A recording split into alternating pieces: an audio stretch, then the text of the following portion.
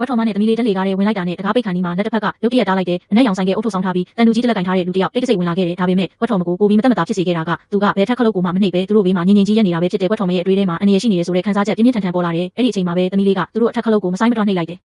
ဝက်ထော်မလည်းဘာမှမတက်နိုင်တော့ဘူးလက်လေကားရက်တာနဲ့သမီးကိုဆွဲခေါ်ပြီးအမြန်ပြေးထွက်သွားတယ်အဲ့ဒီလူကတော့သူတို့ကိုမျက်စိမခွာတမ်းစိုက်ကြည့်နေခဲ့တဲ့အိမ်တကားကိုချက်ချင်းမဖွင့်သေးတဲ့အခါသမီးလေးကဝက်ထော်မမေ့သွားတယ်ထင်ပြီးလှုပ်ဝက်ကုန်းနံပါတ်ကိုအတန်ကျဲကျဲနဲ့အော်ပြောလိုက်တယ်အဲ့ဒီစကားကြောင့်ဝက်ထော်မအယမ်းလန့်သွားတယ်အိမ်ထဲရောက်တာနဲ့တကားကိုချက်ချင်းတော့ခတ်ပြီးနောက်တစ်ခါဘယ်တော့မှလှုပ်ဝက်ကုန်းကိုအော်မပြောဖို့သမီးကိုတေချာဆုံးမခဲ့တယ်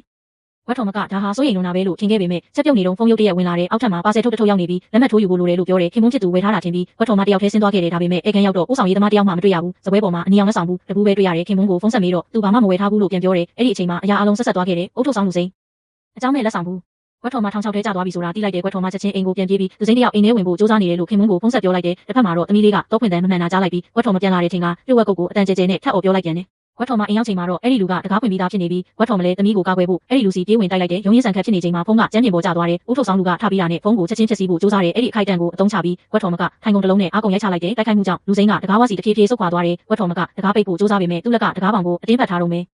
တန်ကောင်းစွာနဲ့အဲ့ဒီအချိန်မှာသမီးလေးကအယုတ်တယုတ်နဲ့သူ့ကောင်းကိုအားနဲ့ရိုက်ချလိုက်တယ်ဝက်ထော်မလည်းအခွင့်အရေးယူပြီးတကားကိုအားကုန်ဆောင်ပိတ်လိုက်တဲ့တစ်ဖက်မှာခင်မုန်းကဓာတ်လေကားခလုတ်ကိုအကြိမ်ကြိမ်နေပေမဲ့ဓာတ်လေကားရောက်မလာဘူးနောက်ဆုံးမှာလေကားကနေအပြေးတက်လာရတော့တယ်တကားဖွင့်တန်ကြတော့ဝက်ထော်မကြောက်နေသေးပေမဲ့ခင်မုန်းရဲ့အတန်ကိုကြားလိုက်ရမှစိတ်သက်သာရသွားတယ်မိသားစု၃ယောက်တင်းတင်းကြပ်ကြပ်ဖတ်ထားရင်အသက်ရှင်ကျန်ခဲ့တာကိုကျေးဇူးတင်နေကြတယ်